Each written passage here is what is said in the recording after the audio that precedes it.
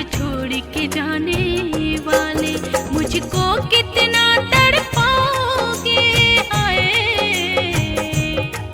मुझको कितना तड़पाओगे मुझे छोड़ के जाने वाले। तुम याद बहुत आओगे मुझे छोड़ के जाने वाले, तुम याद बहुत आओगे मुझे छोड़ के जाने वाले, तुम याद बहुत आओगे मुझे छोड़ के जाने वाले।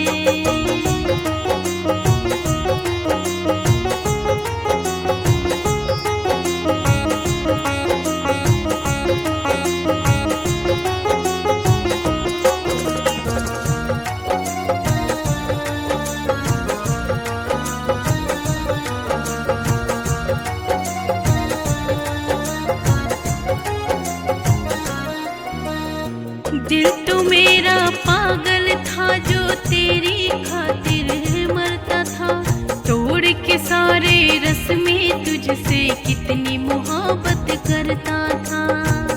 मत किया कर ए दिल किसी से इतनी मोहब्बत, मत किया कर ए दिल किसी से इतनी मोहब्बत, जो लोग बात नहीं करते वो प्यार क्या करेंगे, वो प्यार क्या करेंगे।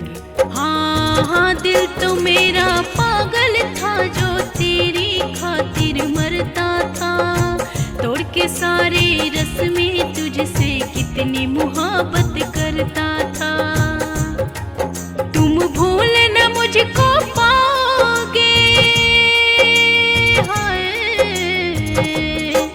तुम भूल न मुझको पाओगे मुझे छोड़ के जाने वाले, तुम याद बहुत आओगे मुझे छोड़ के जाने वाले, तुम याद बहुत आओगे मुझे छोड़ के जाने वाले।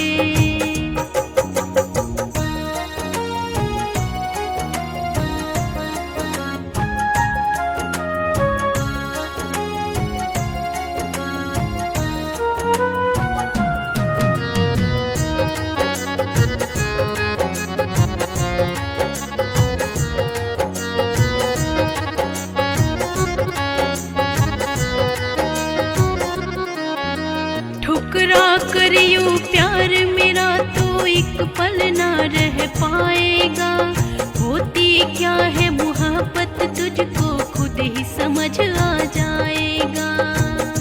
गम इस बात का नहीं है कि आप मिल ना सकेंगे, गम इस बात का नहीं है कि आप मिल ना सकेंगे, गम इस बात का है कि हम आपको भुला ना सकेंगे, भुला ना सकेंगे।